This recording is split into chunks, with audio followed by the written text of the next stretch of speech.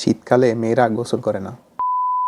শীতকালে ঠান্ডার ভয়ে যারা নিয়মিত গোসল করেন না তারা চাইলে কুসুম গরম পানি দিয়ে গোসল করতে পারেন। কুসুম গরম পানি দিয়ে গোসল করার কিছু উপকারিতা আছে যেগুলো জানতে পারবেন এই ভিডিওতে।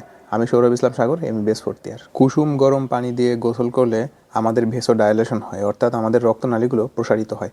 রক্তনালীগুলো প্রসারিত হলে আমাদের শরীরে রক্ত চলাচল বেড়ে যায় এবং অক্সিজেন সাপ্লাইও বেড়ে যায়, যেটা আমাদের শরীরের জন্য খুবই ভালো। কুসুম গরম পানি দিয়ে গোসল করলে আমাদের মাসেল রিল্যাক্সেশন হয়, যার ফলে যাদের শরীরে ব্যথা থাকে বা জয়েন্টে ব্যথা থাকে তারা সেই ব্যথা থেকে কিছুটা হলেও রিলিফ পায়। আমাদের প্যারাসিম্প্যাথেটিক নার্ভাস সিস্টেম অ্যাক্টিভ হয়ে যায়, যার ফলে স্ট্রেস কমে যায় এবং ঘুম ভালো হয়।